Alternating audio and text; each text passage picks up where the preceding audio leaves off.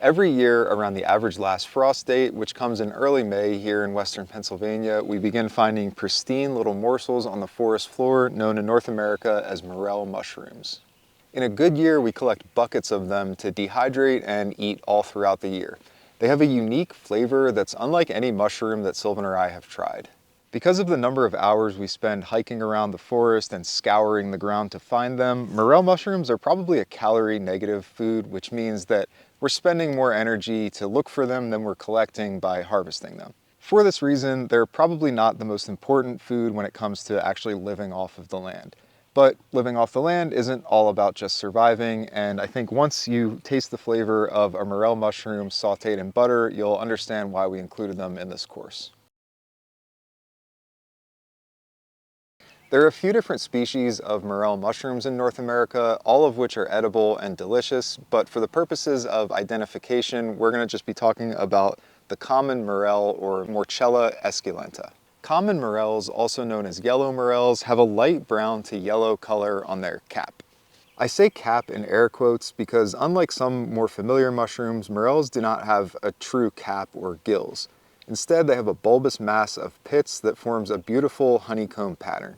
The stem is a very light cream color and has a slightly rough texture, almost like a cat's tongue. All common morels are hollow, so if you cut your mushroom open and it's filled with pith or solid all the way through, it's not a common morel and you should discard it unless you can otherwise identify it. If your mushroom has the honeycomb pattern, a cream colored stem, and both the stem and cap are completely hollow, you almost certainly have a common morel.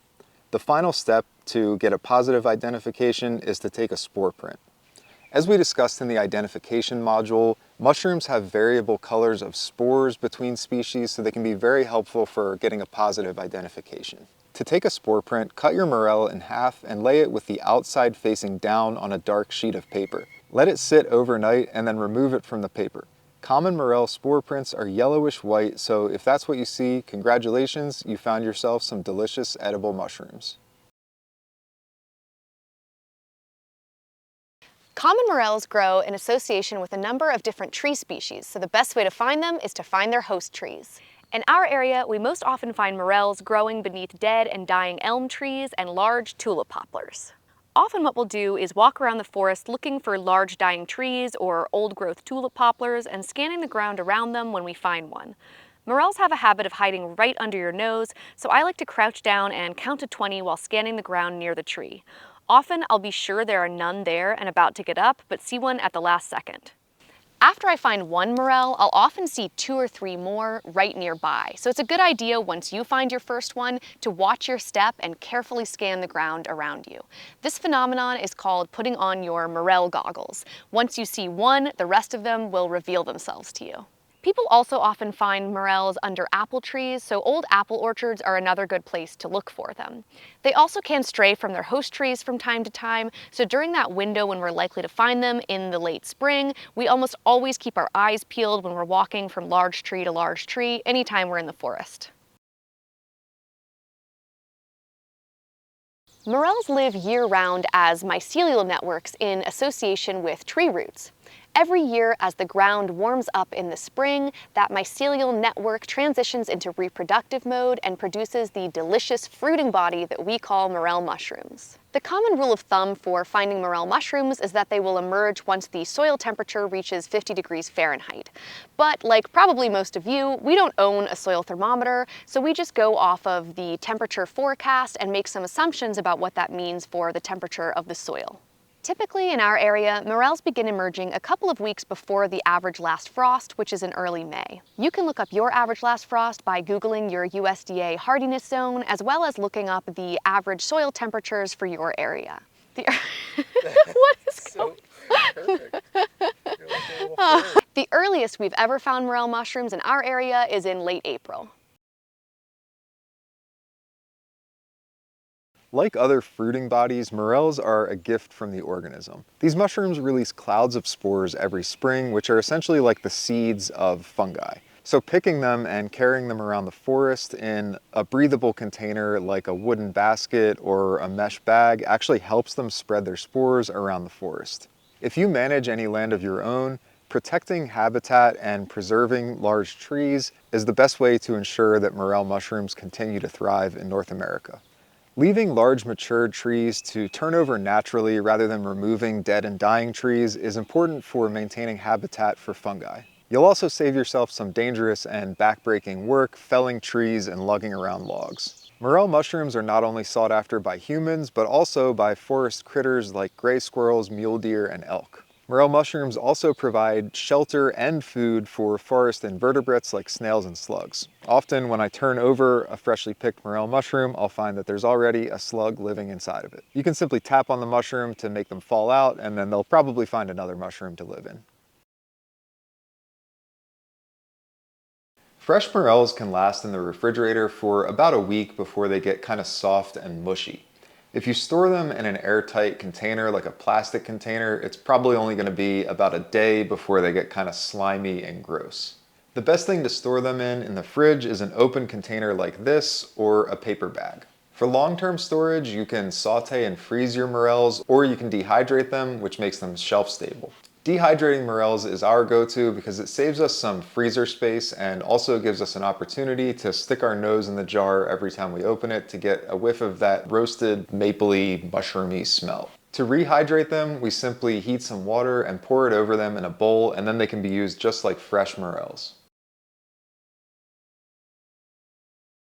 Morels are really special. They have a totally unique, like sweet, savory, mushroomy flavor, and you really don't need to do much to them to make an amazing meal out of them. But one of our favorite things to make in the springtime as a nice sort of decadent but easy spring meal is to do a fettuccine alfredo, although in this case it's actually going to be penne alfredo with morel mushrooms and some fresh basil.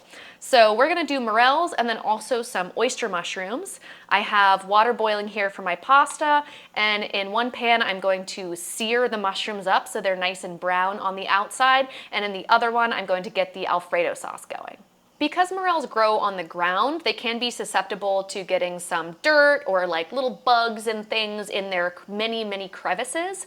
I don't typically like to wash them unless they're like really dirty, like a bunch of mud splashed on them. So I just take a nice soft bristled brush. This is actually a special one, carved into the shape of a morel, but you can just use like a paintbrush. And I just gently kind of brush in the crevices and brush out any gunk that's in there. But these are actually pretty clean. And I'm just gonna cut these into some nice thin slices so that we can get lots of morel flavor throughout our pasta. And you can eat the stem too. I'm gonna make this extra special by using some of our ramp butter from this spring. If you've already watched the ramp episode, whatever you wanna call it, hopefully you have some of this in your freezer as well. So I'm just gonna throw in, I don't know, about a tablespoon, let that melt, and then add our mushrooms. And I have this on, medium-high heat, because I'm really just trying to get, these are nice and tender, I'm just trying to get some nice browning on the outside. Just gonna add a pinch of salt in here, and let them sit for a few minutes until they start to darken on one side. All right, it's been a couple minutes, and these mushrooms are looking lovely. They have some nice browning, but are still nice and juicy. So I'm going to just put them to the side and get started on the Alfredo sauce.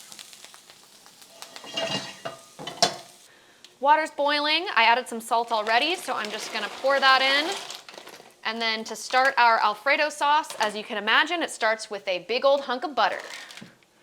And we've got some great allium flavor from the ramp butter, but I'm also gonna add some green garlic. You can use regular garlic, but this is what we have in our garden at this time of year in the spring, so that's what I'm using. So in the garlic goes, and I've turned the heat down to low because we don't want it to get like brown or burnt at all. We just want it to kind of sweat a little bit. Now that's nice and fragrant, I'm going to add my cream. This is just heavy cream, and just whisk it in. It's about like a cup, I'd say. And now I'm just gonna start grating a bunch of Parmesan and stopping every little bit to stir it as it thickens up. So when it's all said and done, it's probably been about I don't know, 2/3 to a cup of Parmesan. And now you can see it's thickening up really nicely. Now it's time to just add our final seasonings. So I'm gonna add a nice generous portion of black pepper. some oregano, and some basil. So we've got all our pieces ready to go. I'm gonna stir in most of the mushrooms into the sauce, but keep a few as sort of a garnish, and then put our pasta in there as well. And I always like to save just a little bit of the pasta water because that kind of helps bind all the saucy things together. And we're ready to go. So like I said, I like to keep a few mushrooms out just to kind of put on top as a nice sort of garnish. So pretty, especially those ruffled morels. And then a little more basil, and it's ready. So this is a nice meal for a weeknight or even the weekend because it feels kind of fancy, but it's really quick and simple and a great way to highlight the delicious flavor of morel mushrooms. But honestly, morels are so delicious, you kind of can't go wrong with how you prepare them.